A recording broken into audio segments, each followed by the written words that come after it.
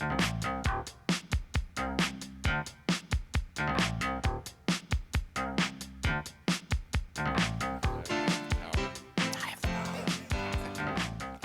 I'm Marcia Cavanaugh. Thanks so much for joining us. Well, like a rolling stone, Mick Jagger will be gathering no moss as he convalesces while the Jazz Fest celebrates its 50th anniversary.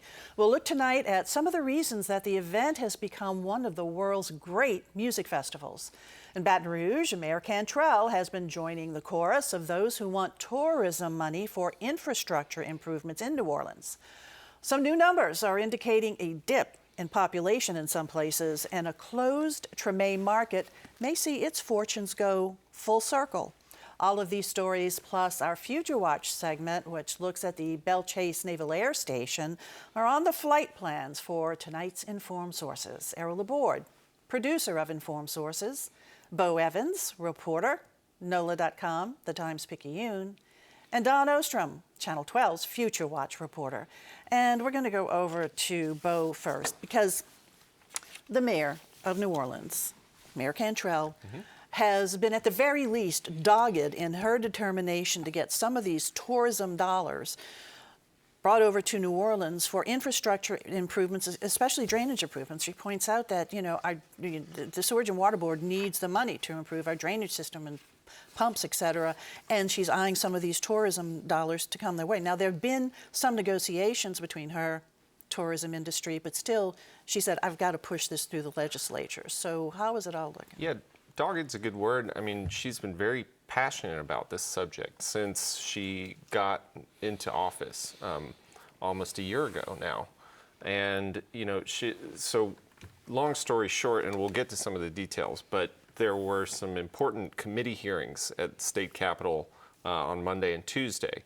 And on Tuesday, one of the hearings, they were talking about a couple of these bills that affect the funding for infrastructure in New Orleans. And what ended up happening was right in the middle of the hearing, the mayor actually showed up. And it was kind of a surprise appearance, and she was saying that she had actually been scheduled to go to Houston to speak at the U.S. Conference of Mayors, and that she canceled that so she could attend this hearing. And then she spoke for quite a long time about, the need, as she sees it, for more money for drainage in New Orleans and for the Sewage and Water Board. And it was kind of, a moment of she really took it upon herself to be present for this occasion, as opposed to having some of her staff members just handle it. Right, because she really means it. She really wants to see these dollars. Now, the tourism industry has been, there've been talks, but the talks supposedly stalled, and that's one reason why she's taking this legislative approach? I think it's hard to say that they stalled. So what's been going on is that there are several bills that have been filed that are going to go through the legislative process during the session that's going on right now. And then at the same time, the mayor and her staff, the governor and his staff, and representatives from the tourism and hospitality industries in New Orleans have been meeting to see if they can come up with an agreement or a deal to give the Sewage and Water Board and some of the drainage assets in New Orleans some immediate one-time money, and also recurring ongoing money into the future. And so we've gotten to the point where a lot of this it's looking like it's going to come from tax revenues on hotel sales in New Orleans, which the bulk of those tend to go to tourism-focused groups. Right. And also, there's several bills that are looking at taking some of those revenues by increasing the short-term tax on short-term rentals. So one way or another, it's looking like it's going to come from taxes, and you got to go through the legislative process to do that. Now, on the other hand, at the same time, you've got folks sitting in a room together trying to iron out this deal to get some, immediate money. And it's not that these talks have stalled per se. It's what we learned this week, and is that the tourism industry, hospitality industry representatives basically put a deal on the table. And for one reason or another, the mayor turned that deal down. She acknowledged that she did during this committee hearing on Tuesday that she appeared. And but that doesn't mean that all this stuff is dead. It's very much not, and not to get too ahead of things. We have been hearing that they're still talking, and it could be some news soon that there's some sort of deal. I think an interesting point is that one of the opponents from the tourist industry said in effect that if we lose this money, then we're going to also lose the Essence Festival and the Bayou Classic. And in fact, the tourist industry is tapped to put in money behind a lot of these events. So I think to get to that, we ought to talk maybe about what some of these bills would do if they go through. And one of the bills... And they've gotten out of committee, we should say. Yeah, a few of them have, and just because they've gotten out of committee, it's not like a done deal here. Right. So you got to go through all these different processes, and the next step is for it to go to a vote on the House floor. And that can be touchy because you would have legislators who would be on the spot being asked to vote in favor or against a tax. And in an election year, that is a touchy subject. So some of the bills, as you said, what these bills would do, there is a voluntary tax that the hotels impose upon themselves, 1.75. Right. And this would direct 0.25 of that 1.75, and the tourism industry so far it seems to be opposed to that. So one of these bills, for the last several years, a lot of hotel businesses, restaurants, things like that in New Orleans have voluntarily charged themselves a fee, and that amount, as you say, is what rounds out to 1.5%. Charge themselves or passed along to their customers? Charge themselves in I mean, they impose I wouldn't, it. Yeah. Sure it does, but I haven't gotten into that sort of depth with this. But so what this particular bill would do, and this is one of pretty much close to a dozen, about 10 or so now that are going to go through the process, is this bill would initially take about 0.25 or a quarter of that 1.75 and reserve it specifically for the city of New Orleans, Right. and that money would go into an infrastructure fund. And that's been one of the things with this is, if the city gets more money, how is it going to be used? How are you going to keep track of it to make sure it's being used properly? Because, one of the holdups with a lot of this, particularly for legislators who don't live in New Orleans, is whether these funds would be misused. And there's the perception of the Sewage and Water Board in particular as a mismanager of money. But also they're owed a lot of money too. I mean, that's a story that came up some time back. So Yep. Bottom line is, I mean, this is all just really getting started. So while we've heard the talks between tourism industry and the city are stalled, you're saying they are continuing to talk while some of these bills continue to move through. It's getting started in terms of the legislative process, but it's very much been going on for several months now, and we're going to get to kind of a climactic sort of point, I think, pretty soon. Okay. All right. We'll keep it up with it. Thanks All a right. lot, Bo. All right, Errol, over to you. It's Jazz Fest time, and it's the 50th anniversary of Jazz Fest. Boy, that makes some of us feel pretty old, that's for sure. It is. I don't know if there's any one authority that decides on these things, but just from talking to people, I think a case could be made that this may be the best music festival there is anywhere. There are a bunch of them all over the place, but when you look at the things that has gone on for them over other music festivals, and I just tried to put together a list, not necessarily in order, but of the advantages that this area has, reasons for the Jazz Fest's success, and the first, I guess, is most obvious, and that's the local music heritage. If for some reason a barrier was put around New Orleans, they said you can't bring any people from out of the city, you just got to use your local talent, we would have it here. Already just in jazz. Now, the blues didn't start here, but it should have, and it developed here. Gospel didn't start here, but it really developed its own technique here. And then of course, from the country, the Cajun, the Zydeco.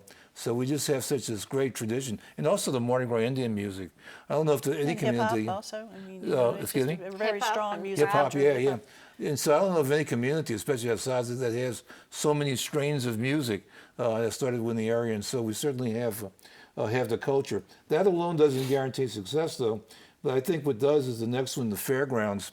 The fairgrounds, if you think about it, is like the perfect place. It's a big facility. It has a lot of green space, yet it's gated as far as the crowd control.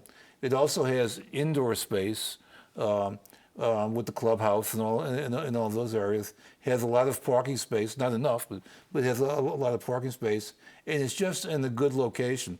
It's just an ideal thing for that kind of place. Other festivals tend to be held like on university campuses or in some park, but nothing that is as ideal as the fairgrounds is. And so that has been such a great relationship, and it works both ways. That the Jazz Fest is happy with the fairgrounds, and the fairgrounds is happy with the Jazz Fest, and it really makes it a very special place. I couldn't imagine it being anywhere else. The third, and this is important too, is the tourism infrastructure we have, and that we have all the hotels in place. We have good airline service, not great, but good airline service. I mean, it's reasonable to be able to get to New Orleans, and plus it's a place that people want to come to, even when they're not at the Jazz Fest. And so the tourism infrastructure really helps draw and keep people here. The culinary heritage. Most music festivals are about music. We're also about food. I know people who go to Jazz Fest just to eat. for the food. That's really not incredible to with listen to all of music. this. And they've also, they've always maintained a quality control. It's not where you're going to go to get hot dogs and cotton candy. You have to audition with the food the same way you audition with the music. And there's the whole, crawfish Monica and all of the Cochon de la Po' Boy, things that have been familiarized by the Jazz Fest. And so they've done good with that quality control, and they really tapped into the And cultural. the vendors really, really know how to deliver it too. Yeah, they really do. They're very efficient with they're that. very They're all from the restaurants around here. For the most part, yeah. Easy access. The fairgrounds, it's not some field way out there somewhere. You can take the streetcar to go to the Jazz Fest. You're not too far from downtown New Orleans. You could take a blue bike. You can take a blue bike now. You can take a blue bike anywhere now, pretty much. But the other thing that's really important, the two guys in particular, George Wein, he was the original producer of the Jazz Fest. When you read his biography, the first thing they mentioned about him is the Newport Jazz Fest. He created that, which is very, very successful, but I don't know if it's as successful as the Jazz Fest here. And then he hired Quint Davis, and it's really been Quint Davis who's carried this all these years. And in the early years, the late Allison Minor too. I mean, she was right there. Allison Minor came in. Yeah. She left a few years, and then she came back, but she was involved. Quint Davis has been there every year, except 1 year he was kind of stressed out and then he left. But he's really put us together.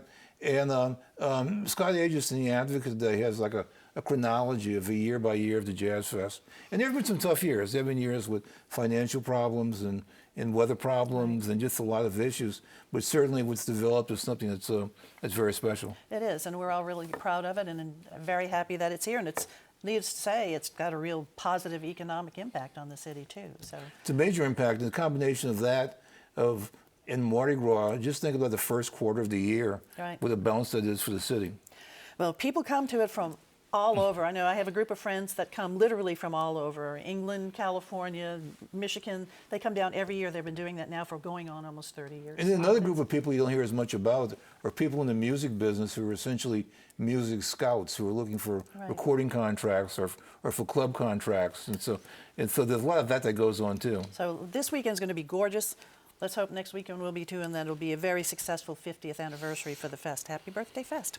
All right, Dawn, over to you. Naval Air Station in Belle Chase. Naval Air Station Joint Reserve Base. So NASJRB is the official acronym for it, and it is the Naval Air Station New Orleans, even though it's in Belle Chase. In Belle Chase. We refer to it as Belle Chase, yeah. It was so designated in 1994 and got a bit of a shakeup after the last round of BRAC, the base realignment and closures, when the naval support activity in Algiers closed and some facilities moved over to Belle Chase.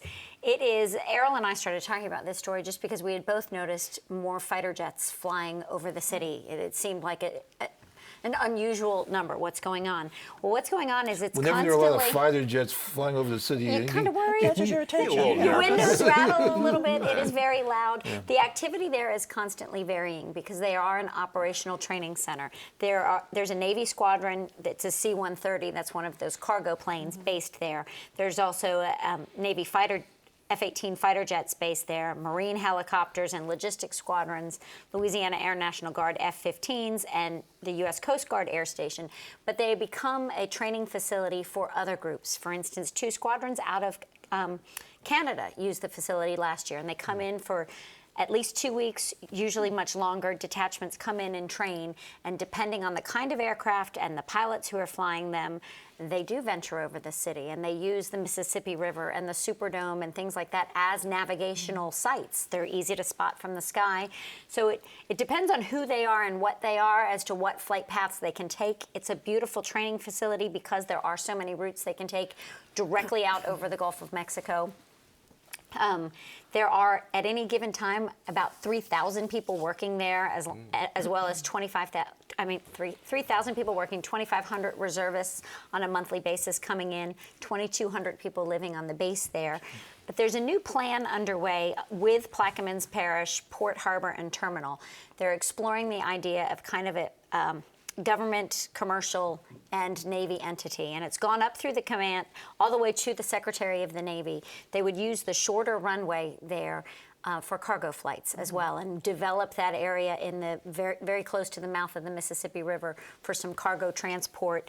It would probably be a win-win for Plaquemines Parish and the Naval Air Station Joint Reserve Base, because it would get that up to capacity, and they would be operating at different times, mostly over just undeveloped areas, and really kind of protect that area of Plaquemines Parish to make it a just commercial and base area, and bring in a lot of jobs, a lot of planes.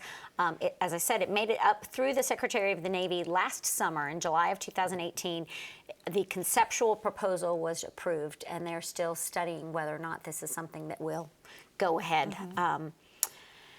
We'll also talk, Errol, you mentioned Callender Field. It is still called Callender Field. It's been Callender Field since the 1950s. And the next air show there is scheduled. They used to have air shows almost yearly, and then they realized that they couldn't get in either the Thunderbirds or the Blue Angels every single year, and that's really what the draw was.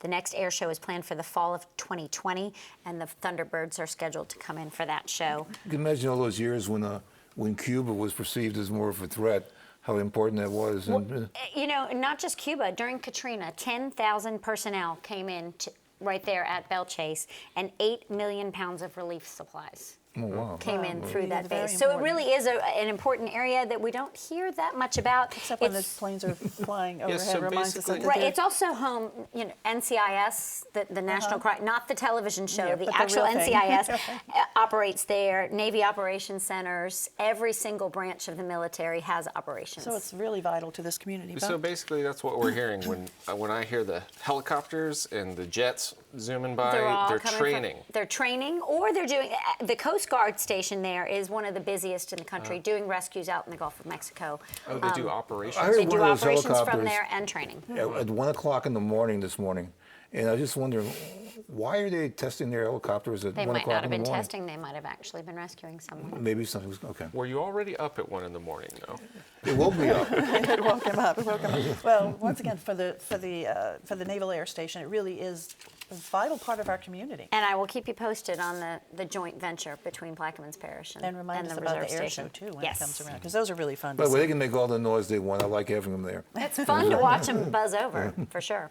All righty, Don, thanks a lot. All right, Bo, over to you. And we got news that we're sort of losing population in some areas of the city, of the metro area, I should say. Yeah, so this story that came out this week, or maybe last week, has to do with every year the census, the United States Census, they come out with new estimates in between years when they actually take the official census. So we're not actually going to get the census until probably 2021 when it gets released, because they take the census every 10 years, so it'll be Next year's census year, right? yeah. But we get updated estimates every year, and for the last couple of years, the estimates have been showing slight population decline for New Orleans, for Orleans Parish. And then the most recent numbers just came out again showing a decline slightly by a matter of hundreds.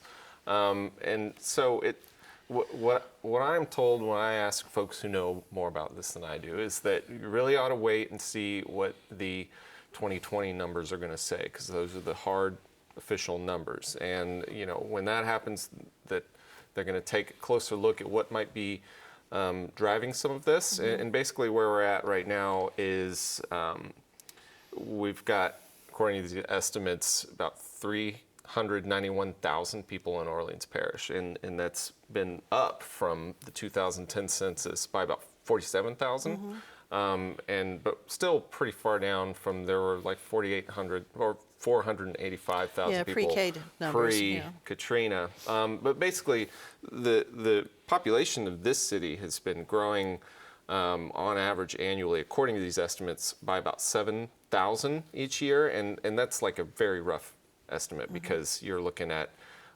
you might have 10,000, 15,000 between certain years from 2010 to 2016, but it's really kind of, the trend looks like it's slowing down, maybe even declining. It's not very exciting for me to say. It's too early to say definitively, but that's kind of what it looks like, and not just here in this city, but one of the ideas is that if the city, the center of a metropolitan area is declining or slowing down, then you might see corresponding growth in the surrounding areas, like in Jefferson Parish or St. Tammany. But with these numbers, you're not really seeing that kind of growth. In fact, with these estimates, Jefferson Parish is having population declines even more than Orleans Parish, by about 2,700 fewer between 2016 and last year. And so parish officials are saying we got to figure out what's going on. Yeah, I mean, you can come up with any number of postulations for why that might be happening. I mean, you could say that there's flooding, there's the crime issue, there's the schools, or just quality of life stuff. You had people who might be leaving after the tantalizing prospect of New Orleans needing more people. But there's no study out there that I'm aware of that says this is why this is happening. Or where they're going. Yeah. Go ahead. Ian. Let me throw in something though. On the East Bank, there really isn't any room to grow anymore. I mean, the East Bank's pretty much full, and so I would guess that most of the loss that you're seeing now is on the West Bank, where there is a little bit more room to grow, but you got no space on one side and probably a trickle out on the other side. Yeah, the numbers I have seen that come out, they don't break it down by like zip code, which is how you could track that. I think the census does that, so we'll know that. But one of the things with this is talking about capacity. When I talk to people about this, because I cover the sewage and water board, one of the issues in terms of funding, a lot of the drainage money for the sewage and water board, it comes from property taxes. And so we have a system, a drainage system that's really built for 485,000 people, but there are almost 100,000 less than that. So it's really hard. We have a large system that's serving not as many people as it's built for, and that's one of the issues, just going back to this whole thing about infrastructure funding. It's not something that I've reported on specifically before, but that's a lot of the feeling that I get is that it's all tied together. It certainly is all tied together. And then St. Tammany is seeing a slowdown too in its population. So St. Tammany is an interesting one because they, according to these numbers, their population is still increasing, right? By between 2017, 2018, the numbers that we got recently, they increased by 2,300,000. 2,300. 2,300. Right. But between 2014 and 17, the average increase for St. Tammany was 3,500. So they're still getting bigger. But it's slower. But that increase is slowing down. Yeah. That is And when I'm saying all this, what experts I was talking to before the story, the caveat was, wait till 2020 to see what's really going on. What the real story is. Yeah. All right, Bo, thanks a lot. All right, Errol, Circle Grocery. Circle Grocery is a new owner. Long-time interesting building. It's on Claiborne near St. Bernard. It's a circular building, and it's in the Tremé area. And it's for most of its life, it was a grocery store that served a primarily black population that lived in the neighborhood. Over the years, it just lost some of its business, and then it closed. Someone opened it again a few years ago, got lots of help and some grants, and they reopened it, and it just wasn't doing well. I got to tell you, I go in there at least once every year, and that one day is usually Good Friday, because it used to be fun to go out there, because the whole outside, they used to have chocolate eggs. They used to be selling all that, and people would go and shop there. But I also went in there, and you could tell the last couple of times it was lethargic. I just think what it is that there's just so many supermarkets in the area that just can offer more, And so I think trying to compete with the supermarkets is difficult. Yesterday, went up to auction, and Sidney Torres bought it, and he had a partner, people that operate the Magnolia discount stores. They say they're going to make it a store, but here's the tricky part, is that they're also using the St. Roch Market as an example, too, in terms of food, maybe being a little bit upscale, which is probably the only way to save that building. But I promise somebody's will come out and start saying gentrification. Okay. Isn't part of the deal that they would have vendors come in there and participate in that space? In the same way that the Right. St. Roch does, Yeah. and so you could have more specialty things. But being a traditional grocery store, being a market where you sell tomatoes isn't going to help this business survive. And so you need to have something that's attracting a wider audience. So that's what's going to happen. I think there's going to be a lot of arguing along the way, but to me, there's only one track. But it's a great building. I mean, if their plans come through, I think it's going to really be something really That's what he rich for says the too. neighborhood. He certainly wants to keep the character of the building and also the name if he can. Sure, Can oh yeah, still be well, served they on keep the that. Well, without sounding like a broken record, I mean, that place is a key example of the flooding issues that this city sees. I mean, we had flooding in 2017, the summer, and you look at some of the photos of that around Underwater. some of the water around Right. the Circle Food Store. They look really similar to what was going on in Hurricane Katrina. And so my understanding of that is that, you know, they had some damage from that, and the bank Right. came to collect on some debt. So there's no argument. I mean, drainage needs to be improved, and you know, all of the infrastructure there definitely needs to be improved. We'll just see how that is going to be financed. Okay, now time to look ahead. Also, once they built the interstate through there, which has always been a touchy point, they did lose some of the population base. A lot of talk about the election next Saturday, May 4th. We're talking about been hearing about it in Orleans Parish with the recreation amendments, but also in Jefferson Parish there are some millage elections. These would be new millages. I mean, extending a millage, and one of them would be for the medical facility. Right. And also in St. Tammany, there's several millage elections and a council runoff in Covington. Okay, so next week, Election Day. So keep an eye on news. There's going to be news about these infrastructure funding talks and a deal coming down the pipeline. But also in the legislative session, there's related to civil service. There's a bill that's going through that would remove the Sewage and Water Board employees, or quite a lot of them, from the civil service system, which is kind of the employee protection system. And that the intent is to give the board more flexibility in hiring and disciplining and things like that. That bill did not fare very well this week. They're going to bring it back next Okay, week. we'll be looking for that. Thanks, Bob. Don. I got a lot of feedback, positive feedback, after we talked about the zoos returning to, the lions returning to Audubon Zoo. I just wanted to issue a reminder that Saturday, May 18th, the lions are back on display. That's in 3 weeks. In 1 week, the Cool Zoo reopens at the zoo on weekends only for just in the month time. of May. So Just in time May for the 4th. heat. Okay, thanks, guys. And I just want to put something on your radar out there. Give NOLA Day is on May 7th. So be thinking about WYES, because your donation to WYES helps keep our local programs on the air. These great folks that are here telling you about the news on Informed Sources, it really helps support WYES and its local programming. So be thinking of WYES on Give NOLA Day on May 7th. And have a great weekend. We'll see you again next week for Informed Sources.